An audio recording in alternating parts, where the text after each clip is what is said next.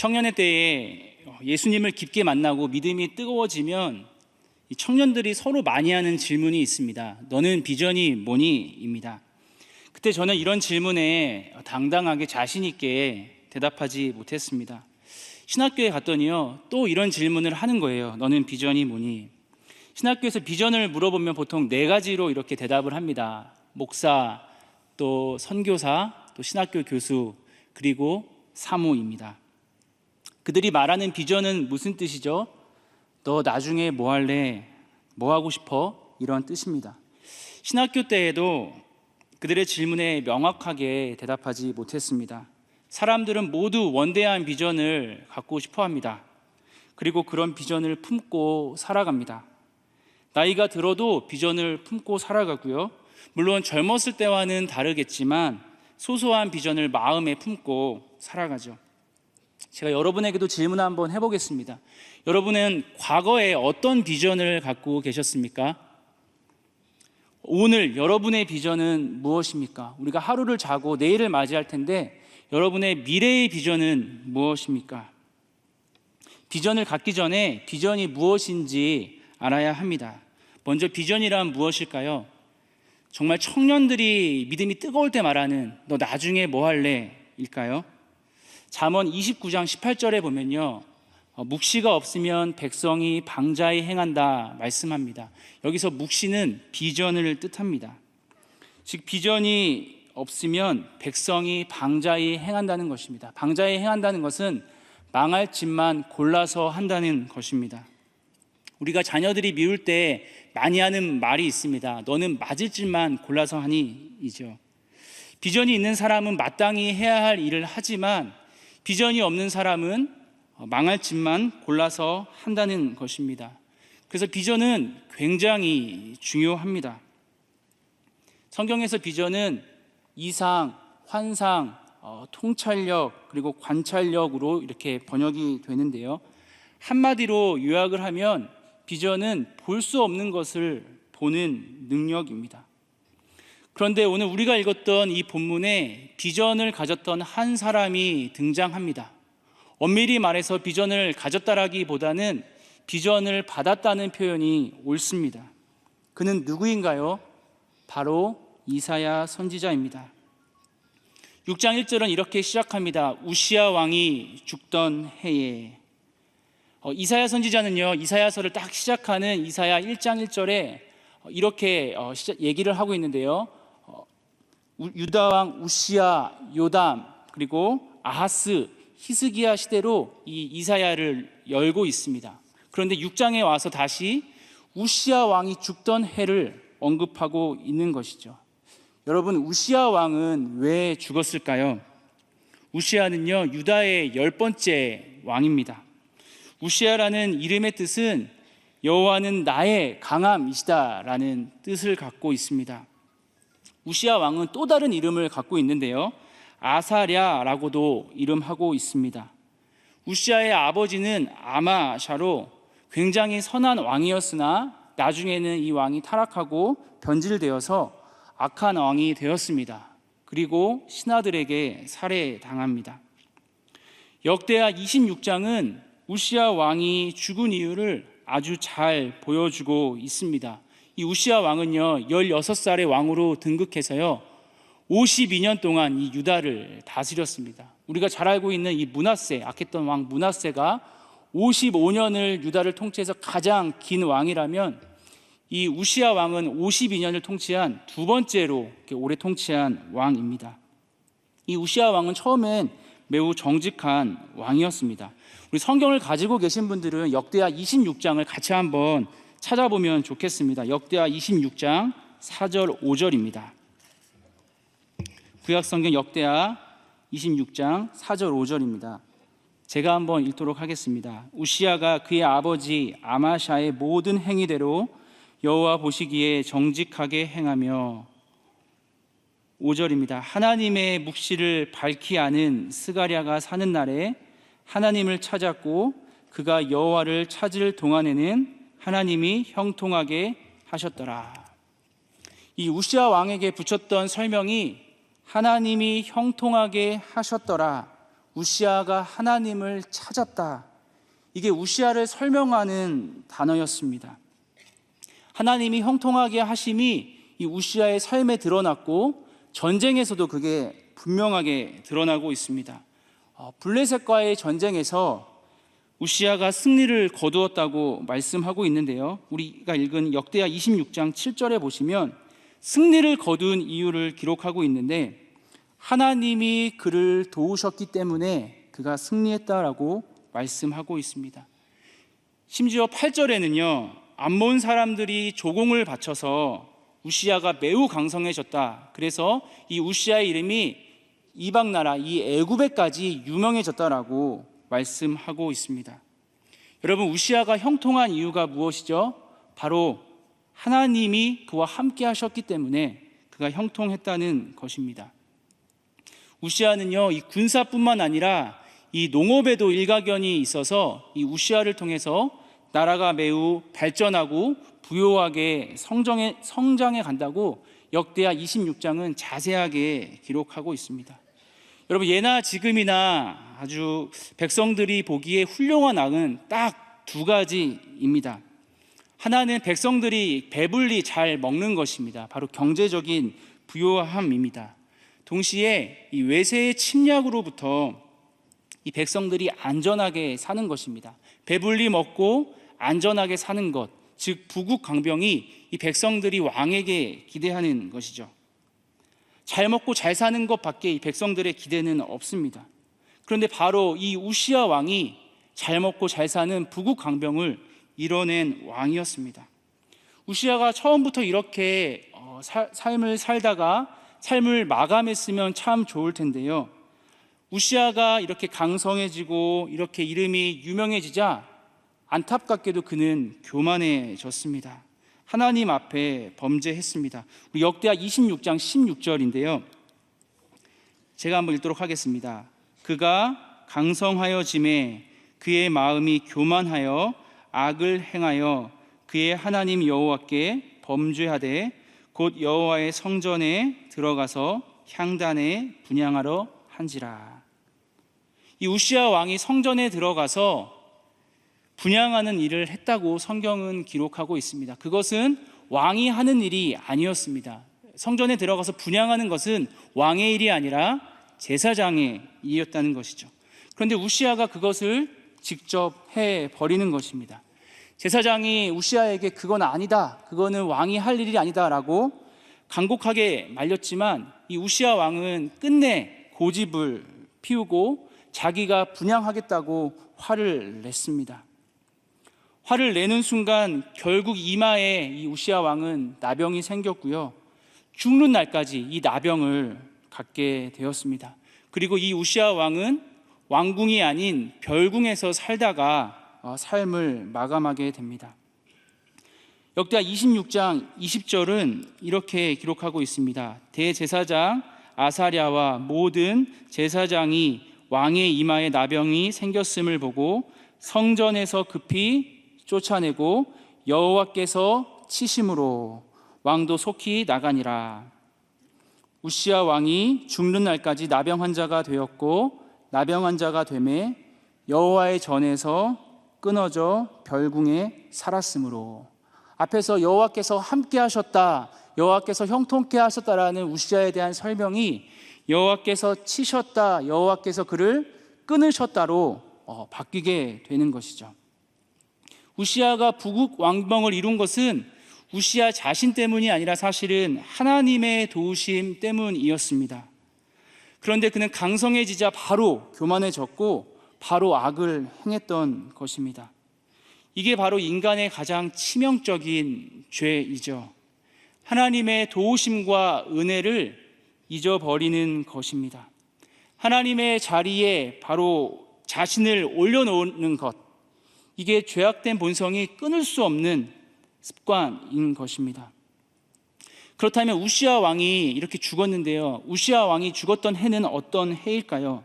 역사적인 기록으로 보면 한 주전 740년쯤 되는데요, 아수르의 첫 번째 왕인 이 디글랏 빌레셋 3세가 제1차 서부 원정을 떠납니다.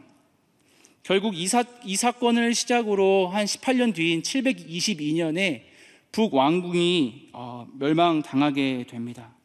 북이스라엘이 이렇게 멸망당할 때 유다의 도시들도 파괴를 받습니다. 바로 침략의 역사가 시작되는 것이죠. 아수르 제국이 대제국을 건설해서 세상을 지배하려는 움직임이 막 일어나는 것입니다. 여러분 한번 생각해 보십시오. 이 강력한 나라가 우리나라를 침략해 오고 있는 이때에 백성들의 마음은 어땠을까요? 이때 유다 백성들은 굉장히 두려워하기 시작합니다. 자신들이 믿었던 왕, 자신들이 정말 좋아했던 왕, 그 우시야 왕은 하나님의 심판 때문에 나병에 걸려서 죽었고, 이것을 틈타서 옆에 있던 강한 나라 아수르가 지금 쳐들어오는 것입니다. 여러분, 백성들은 굉장히 혼란하고 두렵습니다. 모든 것이 다 끝났다고 느낄 때입니다. 바로 이런 때에 하나님께서 선지자 이사야에게 비전을 주십니다. 여러분, 비전이 무엇일까요? 앞에서 말씀드린 대로 비전은 볼 수 없는 것을 보는 능력입니다. 그렇다면 이사야의 비전은 무엇이었을까요? 본문의 이사야의 비전을 두 가지로 설명하고 있습니다. 첫 번째로 비전은요, 볼 수 없는 하나님을 보는 것입니다. 이사야 6장 1절에 이렇게 말씀합니다. 내가 본즉 주께서 높이 들린 보좌에 앉으셨는데, 여러분, 이사야가 무엇을 보았죠? 높이 들린 보좌에 계신 하나님을 보았습니다. 세상 사람들이 왕자에 있는 그 왕자와 그 왕자에 있는 왕을 기대하고 그 왕을 의지할 때, 이사야는 높이 계신 보좌에 계신 하나님을 보았다는 것입니다. 여러분, 비전은요, 어떠한 상황 가운데서도 하나님께 눈을 고정하는 작업입니다. 그래서 이 비전은 믿음과 이렇게 뗄래야 뗄 수 없는 것이죠. 세상 사람들은 어떤 비전을 갖고 있죠? 하나님을 빼버리고, 즉 하나님 없이 내 힘만으로 내가 원하는 것을 성취하고 이뤄내는 것이 세상 사람들의 비전입니다. 많은 사람들도 이와 비슷한 비전을, 많은 크리스천들도 갖고 있는 것 같습니다. 하나님을 빼버리지는 않습니다. 그러나 하나님을 동원해서, 하나님을 이용해서 내가 원하는 꿈을 성취하려고 합니다. 그러나 진짜 비전은 하나님을 보는 능력입니다. 그 하나님은 세상의 왕자를 뛰어넘어 보좌에 계신 하나님이십니다. 하나님은 우리의 생명보다, 우리의 생각보다, 우리의 삶보다 높으신 분이시죠. 이것을 우리는 하나님의 위엄이라고 말합니다. 하나님의 위엄, 하나님 그 위에 그 어떤 것도 놓을 수 없다는 것입니다. 사랑하는 여러분, 하나님은 온 땅 위에 가장 높으신 분이십니다. 여러분, 하나님을 가장 높은 분으로 알고 계신가요? 여러분의 삶에서 하나님을 가장 높은 분으로 대접하고 계십니까? 하나님을 우습게 여겼던 이 우시야 왕은 결국 나병에 걸려서 멸망당했습니다. 우리가 평생 동안 반드시 기억할 것은 하나님을 우리 삶의 가장 높은 곳에, 가장 높은 자리에 있는 분으로 인정하는 것입니다. 그리고 그분 앞에 순종하는 것입니다. 비전은요, 이 높으신 하나님을 보는 것입니다. 그 모습은 어떻죠? 이사야 6장 1절에 그의 옷자락은 성전에 가득하였고, 이렇게 기록하고 있습니다. 하나님이 성전에 가득하신 것이 아니라 하나님의 옷자락이 성전에 가득하다고 말씀합니다. 여러분, 얼마나 크신 분이신가요? 옷자락만 이 성전에 가득했으니 사실 하나님은 성전보다 더 크신 분이십니다. 하나님은 넘치시는 분이십니다. 하나님은 우리가 제한할 수 없는 분이세요.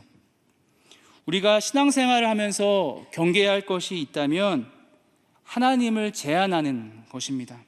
하나님을 이 내 생각과 내 경험과 내 사고에 이렇게 껴 맞추려는 것을 우리는 경계해야 합니다. 내가 원하는 하나님을 만들어 놓고 그 하나님을 내 자신에게 맞추려는 것, 우리는 이것을 경계해야 합니다. 성경은 이것을 우상 숭배라고 말합니다. 하나님을 우상처럼 만들어 놓고, 우상이 아닌 하나님이신 하나님을 우상으로 만들어 놓고 그 하나님을 내 뜻대로 조종하려는 것, 이것을 우상 숭배라고 말하죠. 그러나 신앙생활은 기준을 바꾸는 것입니다. 나라는 기준에서 하나님의라는 기준으로 끊임없이 바꿔내는 작업이 신앙생활인 것이죠. 그러나 하나님은 우리가 조종할 수 있는 분이 아니십니다. 하나님은 크신 분이십니다. 하나님은 우리의 계획보다 크시고 우리의 생각보다 크시고 우리의 경험보다 크신 분이십니다. 이것을 하나님의 위대라고 말합니다. 비전은요, 크신 하나님을 보는 것입니다. 그런데 이 스랍들이 보좌에서 하나님을 모시고 있습니다. 스랍은 천사들인데요, 바로 이사야서 이 6장에만 사용되는 단어입니다. 원어로 보면요, 이 스랍들은 불타는 존재들입니다. 즉 아주 밝게 빛나는 천사들이라고 할 수 있습니다. 날개가 몇 개이죠? 날개가 6개입니다. 2개로는요 자기 얼굴을 가렸습니다. 또 2개로는 자신의 발을 가렸습니다. 2개로는 이렇게 날고 있는 것이죠. 여기서 난다는 것은요, 날개가 없는 인간과 구별되는 이 스랍들의 초월성을 이야기하는 것입니다. 하나님의 위엄과 위대하심, 거룩하심 앞에서 이 빛을 발하는 천사들도 자신의 얼굴을 이렇게 가려버립니다. 거룩하신 하나님 앞에 서면 누구나 죽음을 면할 수 없기에 자기의 얼굴을 가려버리는 것이죠. 자기를 부정해버리는 것입니다. 여러분, 발은 잘 아시는 대로 더러움의 상징입니다. 하나님이 거룩하시기에 자신의 더러움을 감출 수밖에 없는 것입니다. 이들이 하는 것은 무엇이죠? 바로 찬양입니다. 거룩하다, 거룩하다, 거룩하다. 그의 영광이 충만하시도다. 한 단어를 2번 이야기하면 강조입니다. 그런데 한 번 더 이야기해서 한 단어를 3번 이야기하면 아주 강조하는 최상급의 표현입니다. 하나님이 얼마나 거룩하신지 빛을 발하는 천사조차도 얼굴을 가려야 하고 자신의 더러움을 감출 수밖에 없는 것이죠. 거룩은 구별된다는 뜻을 갖고 있습니다. 하나님이 거룩하시다는 것은 하나님이 우리 인간과 전혀 다른 분이시라는 말입니다. 그분은 사람과 천사와 구별되십니다. 하나님은 죄인인 우리와 구별되시죠. 여러분, 하나님만이 거룩하십니다. 여러분에게 하나님은 거룩하신 하나님이십니까? 사랑의 하나님, 좋으신 하나님, 친구 하나님, 다 맞습니다. 다 좋습니다. 그러나 이 거룩하신 하나님을 모르면 하나님을 잘 모르는 것입니다. 데이비드 웨스라는 이 신학자가요, 거룩하신 하나님이라는 자신의 책에서 이렇게 표현했습니다. 오늘날 그리스도인들은 하나님을 사랑의 하나님으로 가장 먼저 인식하며 행동할 때가 간혹 있다. 성경이 하나님을 사랑이라고 말하는 것은 틀림없으나 사랑은 거룩함을 대신하는 것이 아니라 거룩함의 표현이다. 이 신학자의 표현에 의하면 거룩함과 사랑은 다른 것이 아니라 하나님의 사랑은 즉 하나님의 거룩이고 이것은 뗄래야 뗄 수 없는 것이라고 이야기하는 것입니다. 비전은요, 높으신 하나님을 보는 것이고 또 크신 하나님을 보는 것이지만 동시에 비전은 거룩하신 하나님을 보는 것입니다. 왕자가 아닌 보좌에 높이 계시며 그 옷자락만으로도 성전에 가득하신 분, 그 하나님이 죄와 거하실 수 없는 거룩하신 하나님이십니다. 그분의 이름은 만군의 여호와이십니다. 하나님만이 홀로 영광 받으셔야 할 분입니다. 우리뿐만 아니라 모든 창조 세계가 이 하나님을 노래하고 찬송해야 하는 것이죠. 사랑하는 여러분, 우리는 이 하나님을 알고 있습니다. 그 무엇과 비교할 수 없는 복입니다. 높이 계시고 거룩하시고 크신 그 하나님이 바로 지금 여기에 계신 나의 하나님이십니다. 이 하나님을 만나지 못하면요, 우리의 인생은 너무나 불쌍한 것이고 너무나 불행한 것이죠. 비전은 매일매일 이 하나님을 깊이 만나고 이 하나님과 교제하고 이 하나님을 더욱 알아가는 것입니다. 둘째로 비전은요, 하나님 앞에서 나를 보는 능력입니다. 이 거룩하시고 왕자가 아닌 보좌에 계시고 이 크신 하나님을 본 이사야의 고백은 무엇입니까? 5절에 보면 화로다 나여 망하게 되었도다. 아, 나는 이제 죽었구나. 나는 다 망해버렸구나. 이게 이사야의 고백입니다. 높으신 하나님, 크신 하나님, 거룩하신 하나님 앞에서 완전히 망해버린 자기 자신을 보는 것입니다. 여러분, 이게 비전입니다. 비전은 우리가 원하는 것을 목표 세운 다음에 하나님을 이용해서 하나님을 동원해서 그 목표를 이뤄내는 것이 아닙니다. 비전은 단지 내가 꿈꾸는 것이나 미래에 대해 갖고 있는 야망이 아니죠. 요한복음 3장 30절에 세례 요한이 이렇게 고백했습니다. 그는 흥하여야 하겠고 나는 쇠어야 하리라. 예수님만이 내 인생에서 잘 되시고 부흥하시고 나는 쇠하고 망해야 된다는 것입니다.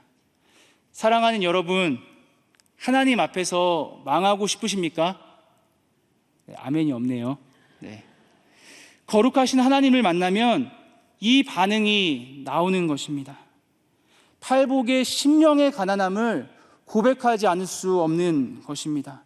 영적으로 다 파산당해서 내 안에 선한 것이라고는 하나도 찾아볼 수 없는 그 고백이 나오는 것이죠. 주님, 나는 정말 아무것도 아닙니다. 나는 죽어 마땅합니다. 나는 죄가 가득합니다. 죄로 인해 나는 도저히 살 수 없습니다. 베드로가 밤새도록 그물질을 했지만 한 마리도 못 잡았습니다. 예수님이 오셔서 이 베드로의 그 그물을 가득 채울 수 있게 물고기를 잡을 수 있도록 도와주셨습니다. 그때 베드로의 고백이 무엇이었죠? 주여, 나를 떠나소서, 나는 죄인입니다. 세상은 우리가 망했다고 고백할 때 우리를 패배자라고 조롱합니다. 세상은 우리의 죄악을 고백하고 우리가 회개할 때 손가락질하고 우리를 멸시합니다. 그러나 성경은 하나님 앞에서 망하고 썩어 죽어야 한다고 말씀합니다. 이것이 기독교 신앙의 신비입니다. 한 알의 밀알이 죽어야 생명을 맺는다고 말씀합니다. 여러분, 이사야가 무엇을 고백하고 있습니까? 자신은 입술이 부정한 사람이라고 말합니다. 이사야는 말씀을 전하는 자로 부름받았는데 자신의 입술이 부정해서 더 이상 말씀을 전할 수 없는 그 사명을 감당할 수 없다라고 고백하는 것입니다. 자신은 입술이 부정한 백성 중에 거주한다라고 말합니다. 입술이 부정한 자가 부정한 백성 중에 거주하는 것이 비전이 될 수 있을까요? 비전이 될 수 있습니다. 왜냐하면 우리 하나님은 죄악된 자들 가운데 거하시고 그 죄악된 자들 가운데 찾아오시고 그 가운데서 일하시는 분이시기 때문입니다. 아니, 거룩하신 하나님은 죄인들 속에 찾아오셔서 주여, 나는 죄인입니다. 나는 망했습니다. 나를 떠나소서. 나는 부정합니다. 라고 하는 고백을 친히 받아내길 원하십니다. 하나님이 그냥 이 고백만 받아내시는 것이 아니라 이 고백 위에 바로 사명을 얹어주시는 것이죠. 내가 죄인입니다. 내가 망하게 되었습니다. 라는 이사야의 고백 위에 하나님은 이사야를 보내십니다. 이사야는 만군의 여호와이신 왕을 배웠다고 말씀하고 있습니다. 하나님을 만난 자는 그분의 거룩하심 앞에 바짝 엎드리지 않을 수 없습니다. 왜일까요? 우리는 아무것도 아니기 때문입니다. 사랑하는 여러분, 신앙생활에서 가장 위험한 것이 있다면 바로 자기의입니다. 자기의 의로움을 계속해서 이 하나님과 사람 앞에 내보이고 싶은 유혹, 이 자기의를 우리는 조심해야 하죠. 그러나 예수를 믿는다는 것은 자기 의를 계속해서 꺾어가는 작업입니다. 나에게는 의로움이 될 만한 것이 아무것도 없고 하나도 존재하지 않기 때문에 그런 존재임을 의식하며 고백하며 살아가는 것입니다. 그리고 예수의 의만 의지하여 살아내는 것입니다. 예수의 의가 없으면 우리는 여전히 죄인입니다. 그러나 예수의 의로만 연합될 때 우리는 거룩해질 수 있으며 하나님 앞에서 의인이 되는 것입니다. 사랑하는 여러분, 이것을 보셔야 합니다. 이 하나님을 알고 하나님을 경험하고 이 하나님을 누리는 것이 비전입니다. 이 높으신 하나님, 그리고 광대하신 하나님, 이 거룩하신 하나님을 알아가고 그 하나님과 교제하고 그 하나님을 닮아가는 것이 비전이죠. 동시에 이 하나님 앞에서 나의 죄악됨을 날마다 보면서 하나님만을 전적으로 의존하는 것입니다. 여러분, 제가 두 가지 비전을 말씀드렸습니다. 기억하시나요? 비전은 볼 수 없는 것을 보는 능력이다. 첫 번째는 볼 수 없는 하나님을 보는 능력. 두 번째는 나를 보는 능력이다. 그런데 이 첫 번째 비전과 두 번째 비전은 서로 다른 비전이 아닙니다. 이것은요, 같은 비전입니다. 하나님을 보는 것과 나를 보는 것은 같은 비전인 것입니다. 여러분, 이것을 우리가 어떻게 잘 볼 수 있을까요? 이 비전을 가장 잘 보여주는 곳이 있습니다. 바로 그리스도의 십자가입니다. 그리스도의 십자가는 하나님을 가장 잘 보여주는 곳입니다. 그리스도의 십자가에서 하나님은 하나님의 이 거룩을 아주 선명하게 보여주셨습니다. 하나님이 얼마나 거룩하신 분이신지 하나님은 자신의 하나뿐인 독생자를 죽여서라도 이 죄인들에게 하나님만이 갖고 계신 이 거룩을 선물해 주고 싶으셨습니다. 십자가를 통과하지 않고는 이 죄인들에게 거룩을 주실 수 없기 때문에 하나님은 하나밖에 없는 그 아들을 십자가에서 친히 죽이셨죠. 그래서 거룩하신 성부 하나님이 거룩하신 성자 하나님을 십자가 위에 친히 올려놓으셨습니다. 아들을 죽이지 않으면 우리 같은 죄인들이 거룩해지지 않기 때문입니다. 사랑하는 여러분, 그래서 우리가 이 십자가를 볼 때마다 거룩하신 하나님을 만나는 것입니다. 동시에 그리스도의 십자가는 우리 자신을 가장 잘 보여주는 곳입니다. 우리의 죄가 얼마나 비참하고 처절한지를 하나님은 그리스도의 십자가에서 다 보여주셨습니다. 죄가 하나도 없으신 그 독생자가 죄인들을 위해 친히 그 자리에 오셔서 죄와 죽음과 그 저주를 다 감당하신 것이죠. 그래서 우리가 이 십자가를 볼 때마다 나의 죄의 처절함과 비참함을 보고 만나는 것입니다. 사랑하는 여러분, 우리가 이 십자가를 보지 않고는 거룩하신 하나님을 만날 수가 없고 동시에 죄로 가득한 우리 자아를 만날 수가 없습니다. 그래서 십자가는 우리의 자랑인 것이죠.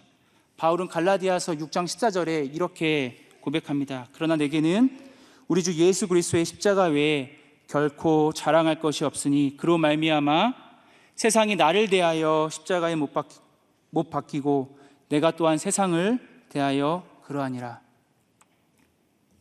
사랑하는 여러분, 우리의 비전은 무엇입니까? 우리의 비전은 날마다 십자가 앞에 나를 세우는 것입니다. 날마다 십자가 앞에서 내 자아를 죽이고 예수님 한 분만으로 살아내는 것입니다. 그리고 예수님 한 분만으로 만족하며 즐거워하는 삶입니다. 사랑하는 여러분, 십자가 앞에서 우리는 이 비전을 볼 수 있습니다. 십자가 앞으로 나아가서 이 하나님, 정말 왕자가 아닌 보좌에 높이 계시고 이 성전의 그 옷자락만으로도 가득하신 그 크신 하나님, 그리고 그 거룩한 스랍들도 자신의 부정한 자라고 고백할 수밖에 없는 이 거룩하신 하나님을 더 깊이 만나시길 바랍니다. 동시에 그 십자가 앞에서 내가 누구인지, 내가 얼마나 처절한 죄인인지 더욱더 알아가시길 바랍니다. 하나님은 이런 비전으로 매일매일 우리를 십자가 앞에 초대하고 계십니다. 그리고 만약 누군가가 제가 여러분에게 처음에 질문한 것처럼 여러분의 비전이 무엇이냐고 물으시거든 다른 것 아닌 바로 예수 그리스도의 십자가라고 당당하게 말씀해 주시길 바랍니다.